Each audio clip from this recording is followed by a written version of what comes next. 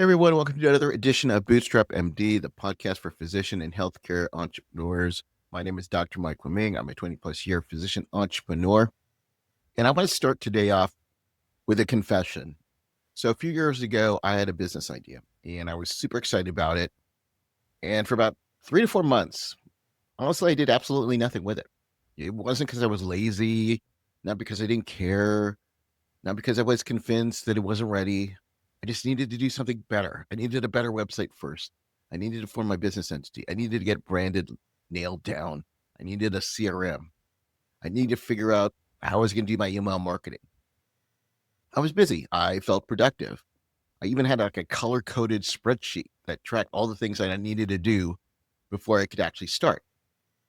Then a colleague of mine, no fancy setup, no branding, no website, he closed like 5 clients in the same month. I was still debating between WordPress or Wix or Squarespace. So that was a wake up call. And what I was doing actually has a name. I call it the infrastructure trap. And it's one of the most common patterns that I see when I consult with doctors, not just physicians who are brand new to entrepreneurship, but people who've been at this for a few years now. And here's the hard truth: building infrastructure before you have revenue isn't being thorough. It's socially acceptable procrastination. It feels like work, it looks like work, but it doesn't pay you.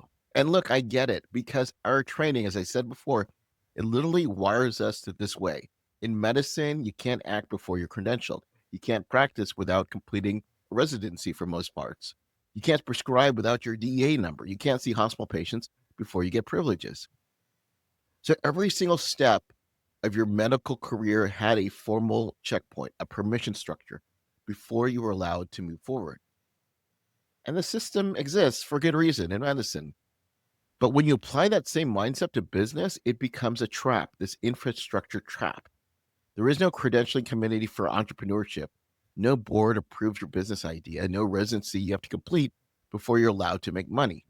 You give yourself permission.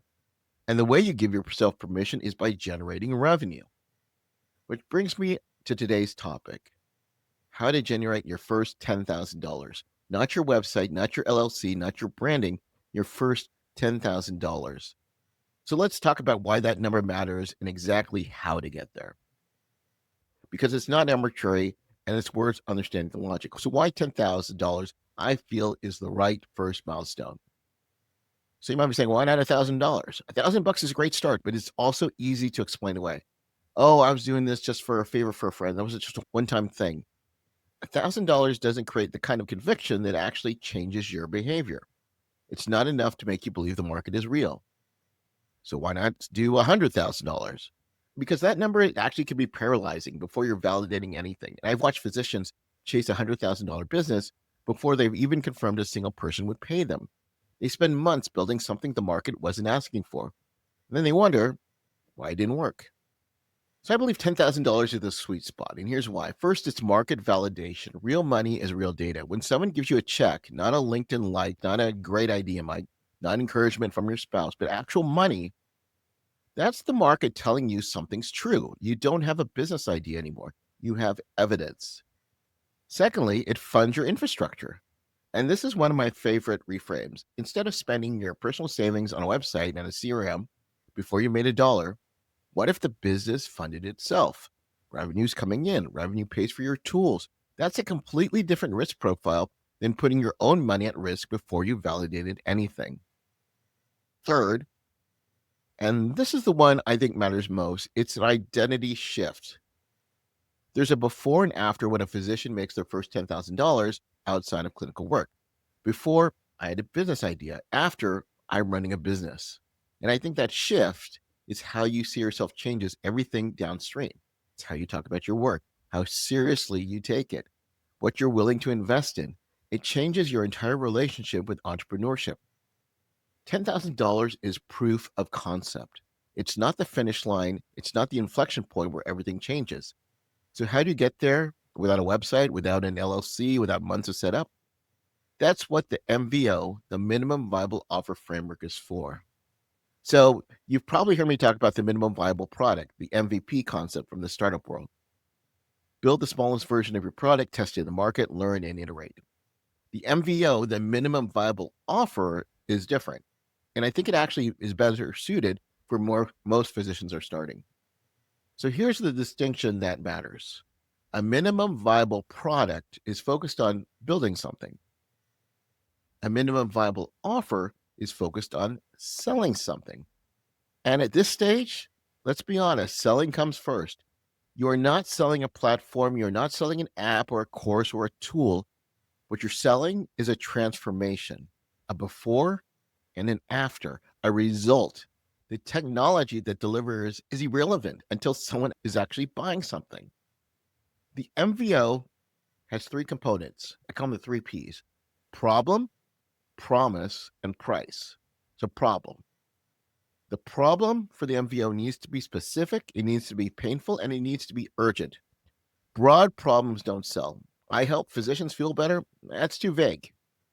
I help burnout hospitalists in their 40s transition out of shift work and into a sustainable non clinical career within 6 months. That speaks to a specific person. That makes someone say, that's exactly me. Narrow beats broad every single time. And I know it feels counterintuitive. You're afraid of excluding people, but specificity is what makes someone stop scrolling and say, this is for me. Promise. What specific measurable outcome are you delivering and in what time frame? Help you lose weight? That's not a promise. Lose 20 pounds in 12 weeks using a physician designed protocol built around your real schedule? That's a promise. And notice how physician design is baked right into the offer. Your credentials aren't just letters after your name, they're social proof, they're trust. Build them into your positioning from day one. Finally, there's price. Your price needs to be high enough to matter and low enough to close. For most physician-led coaching or consulting offers, somewhere between $1,000 and $5,000 is a reasonable starting range. And the math is simple. 5 clients at $2,000 is $10,000. 10 clients at $1,000 is $10,000. You don't need a massive audience here. You need a handful of the right people.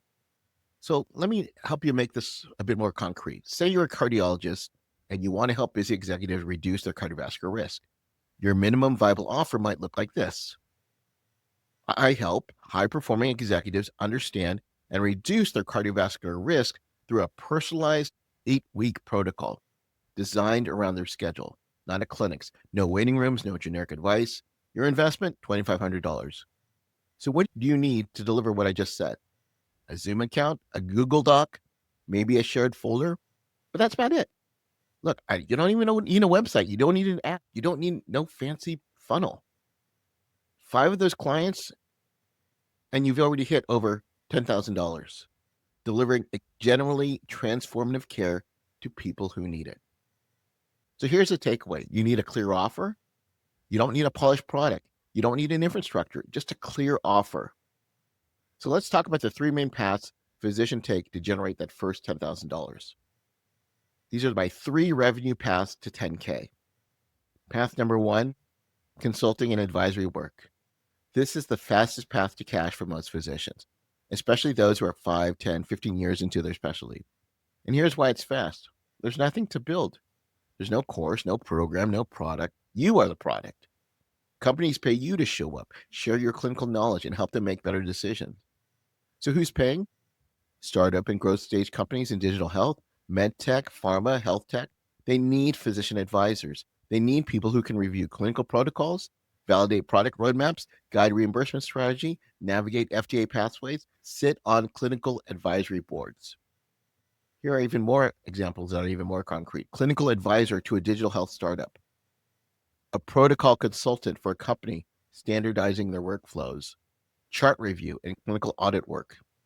Healthcare strategy input for a company preparing to fundraise. And these rates are real. Depending on their engagement, physician consultants can charge anywhere from $200 to $500 per hour or more. A couple of advisory agreements can get you to $10,000 fast. Now, what I'm about to say next is where most physicians get stuck. They wait to be discovered. They post on LinkedIn and hope the right companies finds them. That's passive. Passive is slow. The move is proactive outreach. I want you to identify 10 to 20 companies in a space adjacent to your specialty. Research who's leading the company. Send a concise, value-forward message, not a resume, not a pitch deck. One paragraph with a specific observation about their product or market that demonstrates you understand their world. Close with a genuine offer to connect. Let's focus on quality over scale. One good conversation beats 50 generic emails every single time. Let's talk about path number 2, pre-selling a program or service. Pre-selling is one of the most underutilized strategy in this space. And it might be the one physicians resist the most, which is exactly why I want to spend real time on it.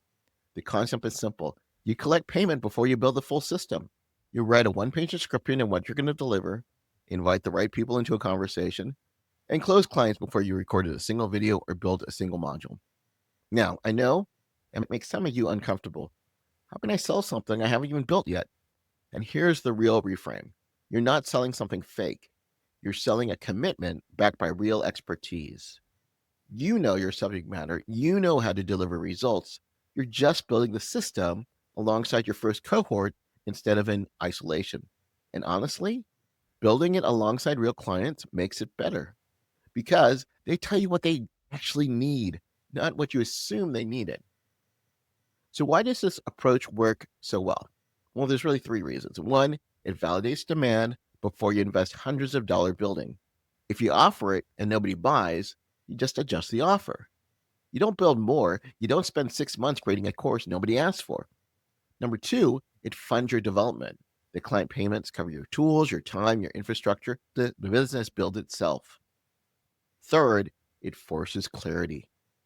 You can't pre-sell something vague. The act of writing the offer sharpens your thinking in a way that months or planning never does. So examples of what this can look like. A cohort-based coaching program for physicians in a specific career transition. A career pivot group for doctors exploring non-clinical roles. A niche telehealth package for a specific patient population. A done-for-you clinical template bundle for a specific specialty. So how do you execute it? I just said it. One-page description.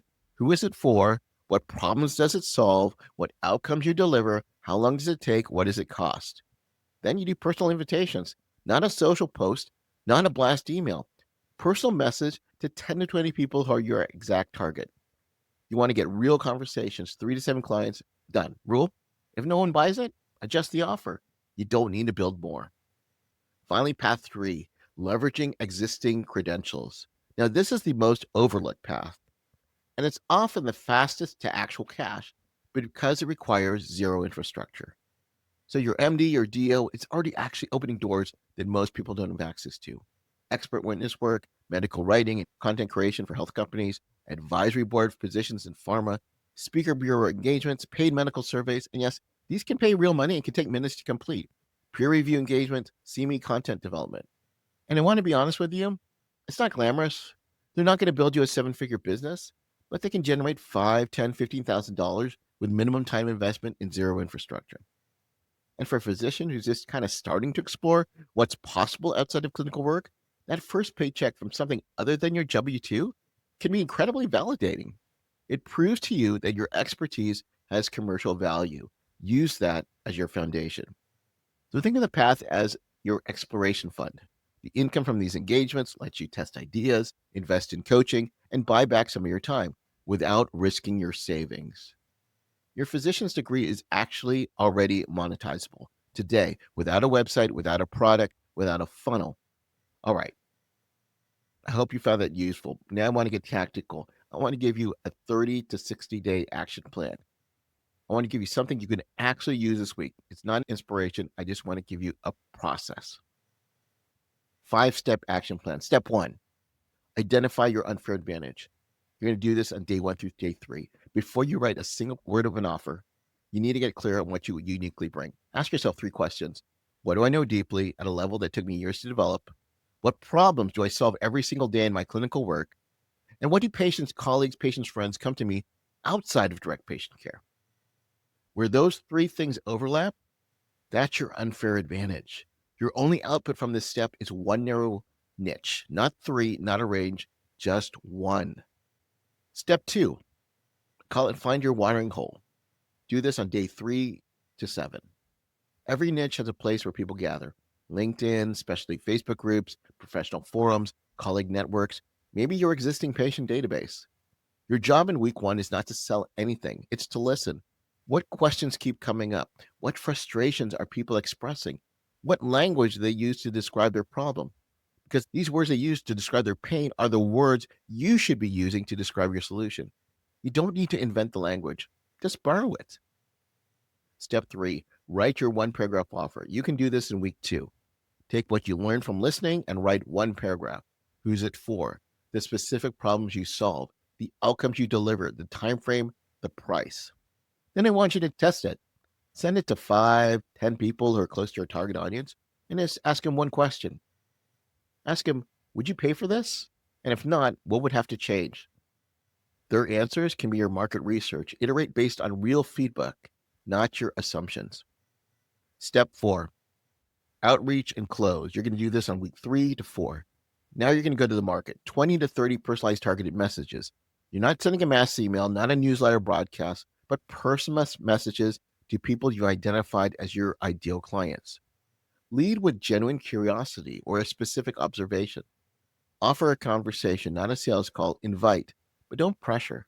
Your goal, 10 to 15 real conversations. From those, close 3 to 7 clients. That's your first $10,000.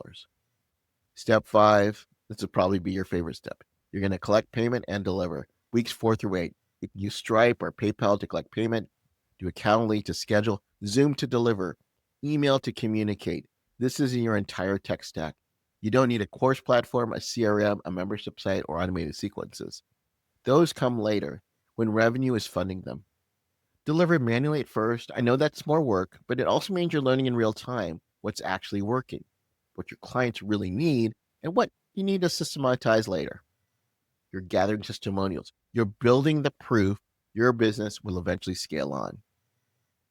And there's one rule I want you to remember. Revenue should demand infrastructure, not the other way around. When your business is growing to the point where manual delivery is the bottleneck, guess what you need to do next? That's when you build systems, but not before. Now, I know my audience, and I want to spend a few minutes on that resistance because I know it's there. You got a few barriers. Barrier one, imposter syndrome. Who am I to charge people for this? There are people more credentialed and experienced than me doing this. What if somebody challenges me? Here's a reframe I challenge you to do. The decade plus you spent in medical training is not your baseline, it's your differentiator. You're not a generic coach or consultant. You're a physician who coaches or consults. That combination is genuinely rare. The trust building skills you developed in medicine, creating rapport fast, navigating hard conversations, holding space for uncertainty, those skills transfer directly. Your expertise is leverage. So I want you to start using it like it is.